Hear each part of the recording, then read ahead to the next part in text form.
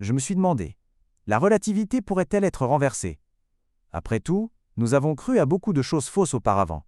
Le modèle géocentrique s'est effondré. La théorie de L-Éther est morte. Et même la gravité a été réécrite plus d'une fois. Mais en ce moment, nous utilisons toujours la relativité et la mécanique quantique pour soutenir tout notre modèle cosmique. Le problème est qu'elles sont en conflit l'une avec l'autre, qu'elles ne peuvent pas expliquer les trous noirs et qu'elles ne peuvent pas comprendre l'origine de l'univers. Alors si elles s'effondrent aussi, que restera-t-il de notre vision du monde? Je n'ose pas trop penser à cette question. Mais lorsque nous revenons sur Total, évolution de la vision cosmique de l'humanité, je crois que vous trouverez une véritable inspiration dans ce processus. Alors, dans la dizaine de minutes qui suivent, réexaminons l'univers que nous pensions avoir déjà compris. Pendant des milliers d'années, tout le monde a cru fermement que la Terre était le centre de l'univers. Parce que ce N n'était pas seulement un modèle astronomique. C était le point de départ pour que des civilisations entières comprennent le monde. De la Grèce antique à l'Europe médiévale, le modèle géocentrique N n'était pas seulement de la science. C était de la philosophie, C était de la religion, C était une vérité ultime que personne n'osait remettre en question. Mais cette vérité a finalement été ébranlée. Celui qui a commencé à changer cette vérité était Copernic. Il était mathématicien, astronome, et aussi un membre dévot de l'Église. À cette époque, pour une telle personne, défier la croyance dominante équivalait presque à une autodestruction. Mais, au cours de ces années d'observation et de calcul, il a commencé à douter de la règle que tout le monde tenait pour acquise. Est-ce que tout tourne vraiment autour de la Terre? Ensuite, Copernic a proposé une vision qui semblait simple en surface, mais qui était suffisante pour renverser la compréhension de toute une époque. La Terre n'est pas le centre de l'univers, le Soleil l'est. Et la Terre n'est pas stationnaire. Elle tourne autour du Soleil tout comme les autres planètes. Ce modèle n'a pas seulement réarrangé l'ordre des étoiles. Ce qui l'a vraiment frappé, c'est le sentiment de la place de l'humanité dans l'univers. En fait, à telle époque, Copernic n'a pas immédiatement publié ses idées. Il savait à quel point C était dangereux. Dans la vision du monde de cette époque, la Terre d'N n'était pas une planète ordinaire, mais la scène centrale créée par Dieu. Et l'humanité était le protagoniste de ce drame cosmique. Les gens de l'époque croyaient non seulement que le modèle géocentrique était vrai, mais ils pensaient même que C était une vérité personnellement approuvée par la Bible. En d'autres termes, ce N n'était pas seulement une vision scientifique. C était un ordre cosmique arrangé par Dieu. Quiconque osait le remettre en question remettait en question le dessein de Dieu. À cette époque, C était presque de l'hérésie. Alors Copernic a hésité. Il a passé plus de 30 ans à réviser constamment, à rester silencieux, à se retenir.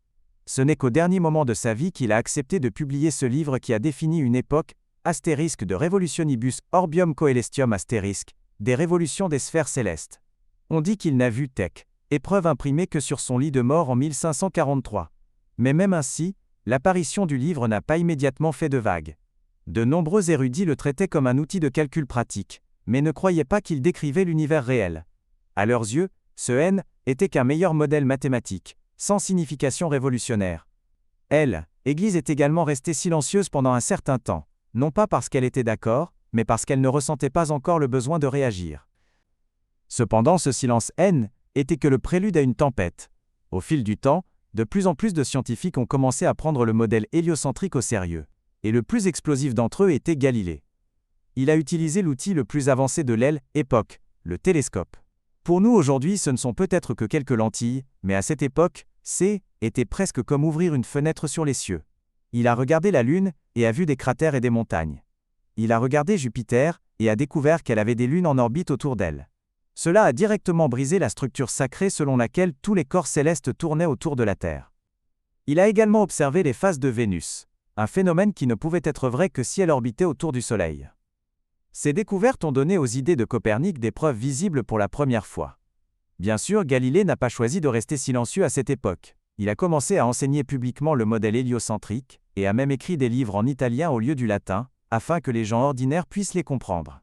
Il ne proposait pas une théorie, il déclarait un fait. Et c'est ce point même qui a directement franchi la ligne rouge de l'Église. En 1616, l'Église catholique a officiellement déclaré le modèle héliocentrique comme une hérésie, estimant qu'il contredisait la Bible et s'appelle l'ordre de la foi. Galilée a reçu l'ordre de cesser de le promouvoir. Mais alors que Galilée semblait être silencieux pendant quelques années, il n'a jamais vraiment abandonné. En 1632, il a publié le astérisque dialogue sur les deux grands systèmes du monde astérisque. Bien qu'il l'ait présenté sous la forme d'un dialogue, Entre les lignes, il ne cachait guère son ridicule du modèle géocentrique. Cette fois, l'Oboaca Église ne pouvait plus le tolérer. Il a été convoqué à Rome pour être jugé. Finalement, Galilée a été contraint de nier publiquement l'affirmation selon laquelle la Terre tourne autour du Soleil. Mais son murmure légendaire, « et pourtant elle tourne », est devenu la phrase de défi la plus silencieuse, mais la plus puissante, de toute l'histoire de la science. Bien qu'il ait passé le reste de sa vie en résidence surveillée, son télescope avait déjà ouvert une brèche dans la structure de l'univers. Et cette brèche ne pourrait jamais plus être refermée. Mais pendant cette période, il y a une personne qui doit être mentionnée, Kepler. Kepler N n'était pas un destructeur. Il n'avait même pas de télescope, et n'a pas non plus proposé de nouveaux modèles cosmiques. Mais c'est précisément pour cette raison que ce qu'il a fait était encore plus dangereux. Il a commencé à chercher des schémas. Il a repris les énormes quantités de données d'observation laissées par Tycho Brahe, ne voulant au départ que trouver des trajectoires orbitales plus précises. Mais plus il analysait, plus il découvrait un fait négligé. Les orbites des planètes ne sont pas des cercles, mais des ellipses. Cette découverte N n'était pas seulement un changement de forme géométrique. Elle niait directement le concept de symétrie parfaite sur lequel reposait tout le cosmos classique. Plus important encore, cette conclusion était irréfutable, car elle était en parfaite adéquation avec les observations. Aucune théologie ne pouvait l'expliquer, et pourtant elle correspondait à la précision des mathématiques. Et c'est ainsi qu'il a écrit 3 lois, faisant pour la première fois que le mouvement planétaire ne dépend pas de la volonté, mais obéit à la structure. À partir de ce moment, l'univers, pour la première fois, est devenu un mécanisme qui pouvait être calculé. L'univers de l'ancienne ère avait besoin de sens pour fonctionner, mais maintenant il n'avait besoin que de variables. À ce moment, Dieu a quitté la scène, les cercles ont quitté la scène, et même la téléologie a commencé à quitter la scène. Ce qui restait, était un demi-grand axe, une période, une vitesse, une ellipse, un ensemble de logiques sans émotion, sans préférence. Kepler n'a pas fait de rébellion contre qui que ce soit, mais il a fait perdre sa place à la question de la foi. Car à partir de ce moment, nous avons commencé à comprendre que la vérité ne s'établit pas en renversant mais en étant remplacée par quelque chose qui n'a plus besoin d'explication. Avec les progrès de l'époque, la plus grande figure de l'histoire de la science humaine est apparue. Newton. Newton N n'était pas un point de départ, mais une sommation. Avant lui, l'humanité avait déjà commencé à douter de la rationalité de la position centrale de l'ancien univers. Mais ces doutes N étaient encore que des fissures, pas encore une structure complète. Kepler avait réduit le mouvement des cieux à quelques lois empiriques. Galilée avait utilisé un télescope pour vérifier les défauts de l'ancien modèle. Mais ce qu'ils ont laissé derrière eux était un tas de phénomènes inexpliqués, pas de réponse. Newton a repris tout cela et a proposé 3 lois du mouvement, plus une formule encore plus cruciale. La gravitation universelle. Cette formule avait une caractéristique fatale. Elle pouvait écrire les cieux et la Terre dans la même équation. Une pomme tombant au sol et une planète en orbite autour du Soleil sont devenus à partir de ce moment, le même type de phénomène. À ce moment, pour la première fois, l'univers a été encapsulé dans un système autonome. Les corps célestes n'avaient plus besoin de l'intention de Dieu, et les mouvements terrestres n'avaient plus besoin d'une explication distincte. Le monde s'est transformé d'un ensemble d'observations déconnectées en un mécanisme continu. Ce mécanisme était si efficace que l'humanité a commencé à croire qu'il était le monde lui-même. Tout pouvait être calculé, tout pouvait être prédit, tout devait avoir une solution. Pour la première fois, nous avons eu l'illusion que la science pouvait expliquer l'univers entier. Et cette illusion a tranquillement pris racine à cette époque. Cette croyance a été maintenue pendant 2 siècles. Plus tard, un homme se tenant sur les épaules de géants est apparu. Einstein. Bien sûr, Einstein n'est pas venu pour renverser Newton, mais pour souligner que le monde de Newton était local. Quand Einstein était jeune, les questions auxquelles il pensait étaient différentes des autres. Les autres pensaient à manger, boire et s'amuser tous les jours, mais dans son esprit, il y avait une question que personne d'autre ne prenait au sérieux. Si la vitesse de la lumière est toujours constante, comment pouvons-nous encore dire que le temps est uniforme ? Le point principal est que, si la constance de la vitesse de la lumière est un fait, alors notre compréhension des concepts de base comme la simultanéité, la distance et le mouvement est probablement fausse. Était le point de départ de la relativité restreinte. À partir de là, Einstein a déduit une conclusion choquante. Le temps et l'espace ne sont pas absolus, mais dépendent de qui vous êtes, où vous êtes, et comment vous vous déplacez. Mais les problèmes étaient loin d'être terminés. La relativité restreinte a résolu le problème de la vitesse, mais a évité une question plus ancienne, la gravité. Newton a dit que la gravité est une force qui attire les corps célestes les uns vers les autres à travers l'espace. Mais cela n'expliquait pas comment elle se transmet, à quelle vitesse elle se déplace, et comment elle peut coexister avec la limite de la vitesse de la lumière. Alors Einstein a recommencé à réfléchir. Il a posé une question qui semblait simple mais qui allait droit au cœur du sujet. Si vous êtes dans un ascenseur fermé, pouvez-vous dire si vous êtes attiré par la Terre ou si vous montez à une vitesse constante? Si vous ne pouvez pas faire la différence, cela signifie que la gravité et l'accélération pourraient être le même phénomène.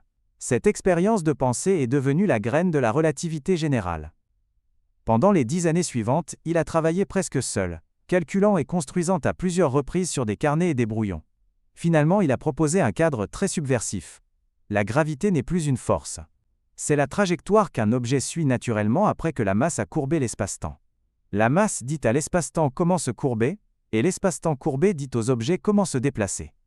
À partir de ce moment, l'univers n'opère plus astérisque dans astérisque le temps et l'espace, mais est déterminé astérisque par astérisque le temps et l'espace eux-mêmes sur la façon dont il opère.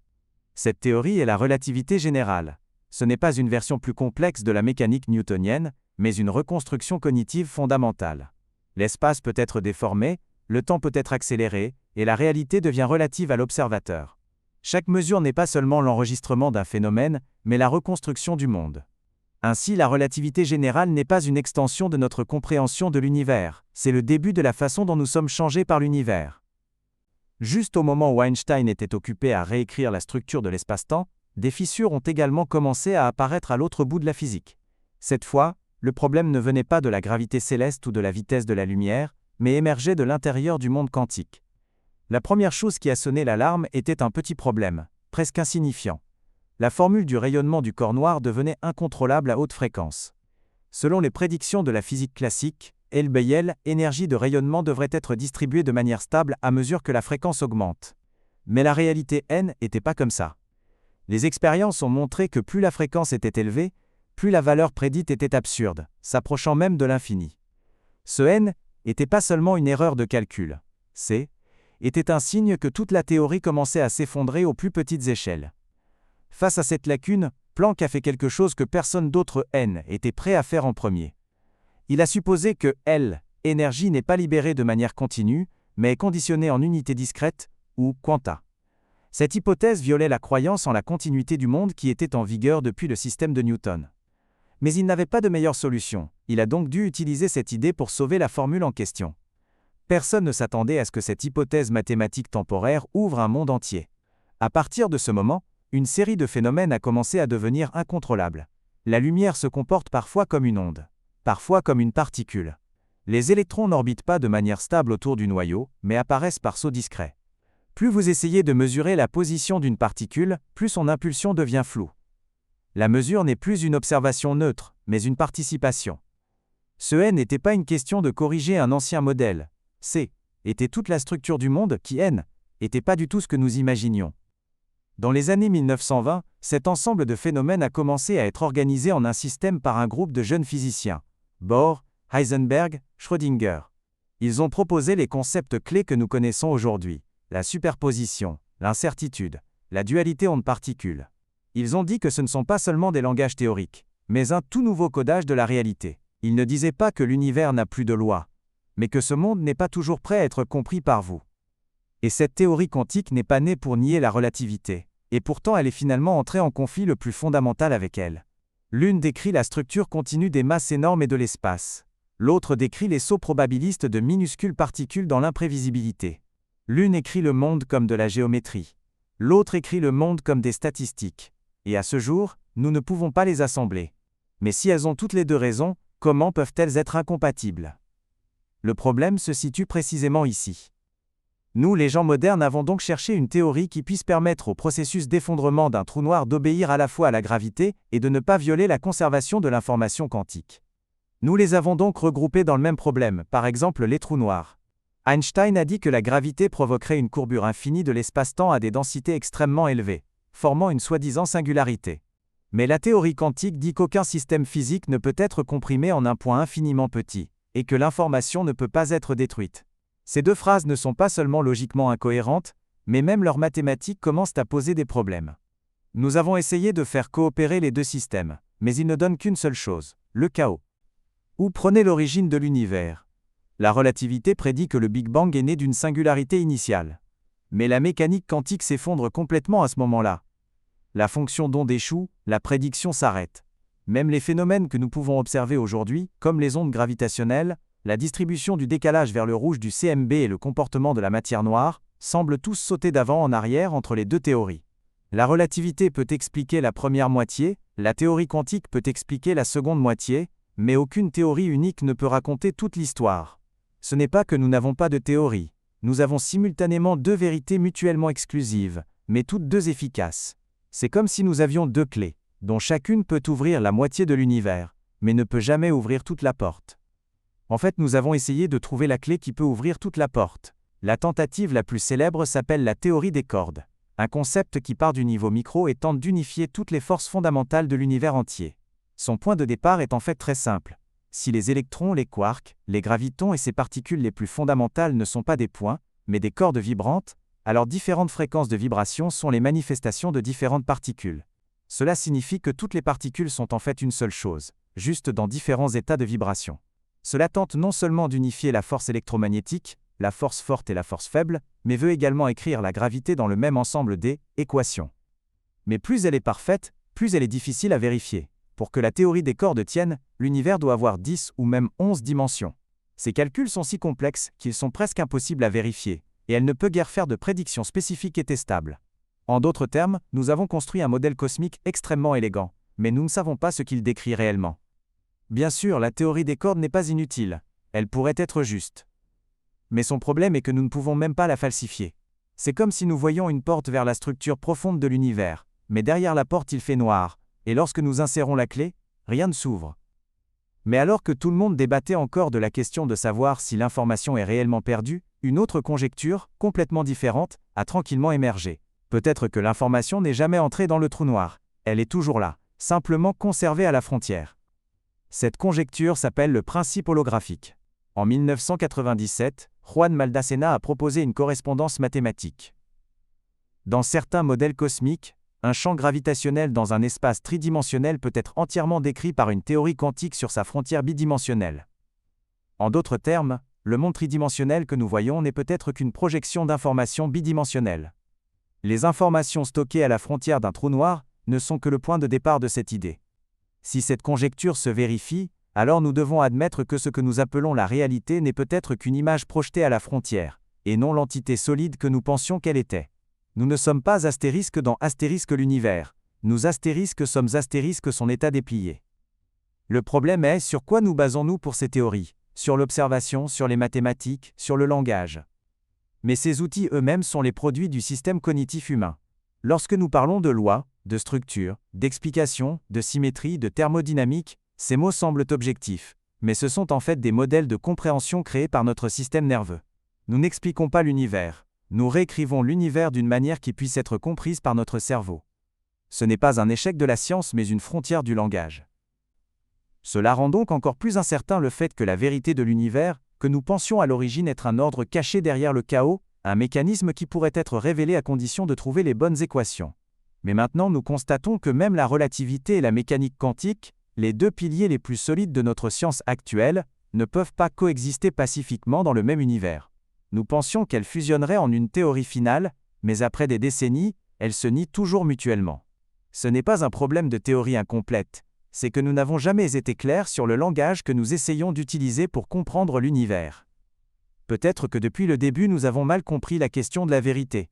Peut-être que la soi-disant vision cosmique n'a jamais été une réponse que nous avons découverte, mais un ensemble d'hypothèses logiques que nous utilisons pour nous expliquer temporairement. Et elles aussi seront dépouillées couche par le temps, tout comme le modèle géocentrique, la théorie de Chell, éther et la mécanique newtonienne. Nous disons que l'univers est structure, est loi, est probabilité, est entropie. Mais tout cela ne pourrait-il pas être aussi le langage de transition de la prochaine version? Peut-être que la question que nous devrions nous poser n'est pas ce que nous croyons encore, mais si nous croyons une fois de plus à un ensemble de choses qui finiront par être renversées. Si chaque vision cosmique n'est qu'une réponse temporaire, alors quelle sera la théorie finale qui pourra tout unifier?